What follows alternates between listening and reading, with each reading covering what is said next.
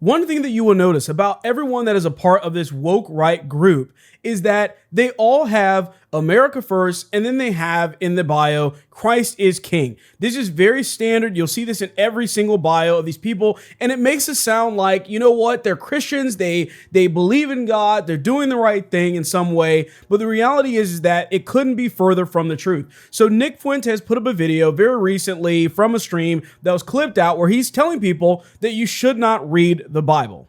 Hey Nick, you're actually retarded. Without the Protestant Reformation, you wouldn't be allowed to read the Bible, you establishment cuck. And probably for the better, actually. People reading the Bible is what gave us like transgender pastors, and it gave us Steven Anderson, and it gave us a lot of it. Like, we would be better off, I think, if we didn't.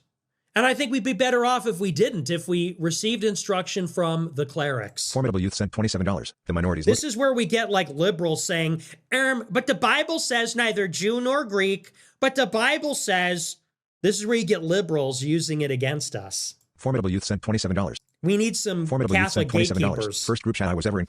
So first of all, does this sound like something that someone that is an actual true born again Christian would say?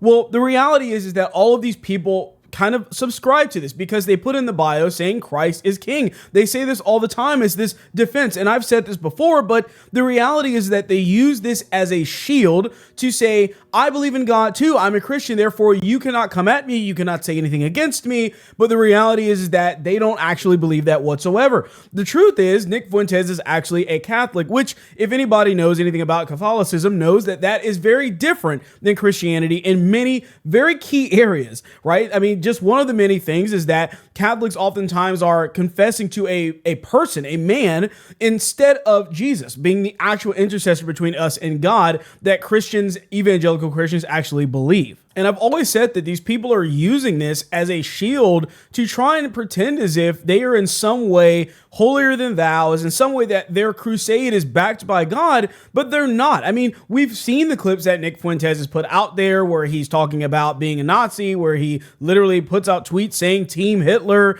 and many situations like that. And the truth is, many Catholics oftentimes try to use Christianity by co-opting the name of it because it sounds better. Because the reality is that we all know that anytime somebody says that, hey, I'm a Catholic, we kind of just automatically assume that they're not really practicing it, really, that they're just kind of, maybe their family did it or someone they knew or something like that. They just always have been a Catholic but never really practiced it. Where although there are a lot of fake Christians out there, there still is a better reputation that Christianity in its namesake actually has above Catholicism. So here's a comment of someone saying, I'm Catholic, I read the Bible, I'm a big fan of Nick Fuentes. I also neither agree with everything that Nick says, nor do I think he's always being serious. Of course, a lot of truth is said in jest, so there is a hint of truth to this, which requires nuance and a sense of humor to appreciate. Now, these are the type of mental gymnastics that people that actually believe in this guy are going through, trying to justify this person that is honestly just evil, that is clearly not a Christian in any way,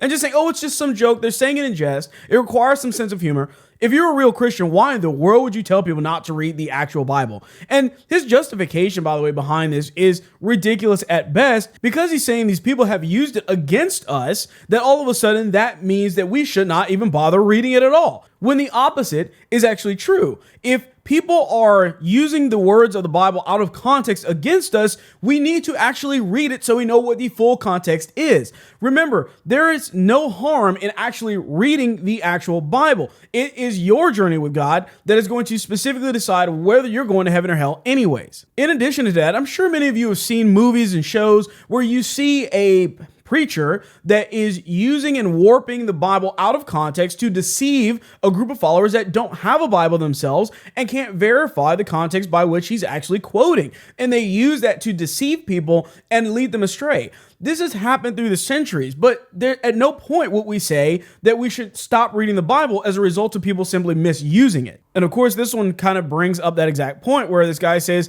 and you're surprised he's Catholic. Catholics intentionally kept the Bible in Latin translation for centuries so their converts would not be able to read it. Because if they read the Bible, they would reject him and his Christian cosplay. I love that point there. I mean, that's basically what it is. It's just a suit that he's wearing. It's a shield that he has in his hand to try and pretend as if that's really what he is when he's not. But I have to wonder out of this, how do the actual Christ is King type people feel about this in reality? His followers that have this in their bio and constantly are trying to say that they're Christians as well. What would they do knowing that their glorious leader is out there telling people to not read the Bible simply because somebody took something out of context? But let me know what you guys think in the comments below. Remember to like this video and to subscribe to the channel for more videos like this.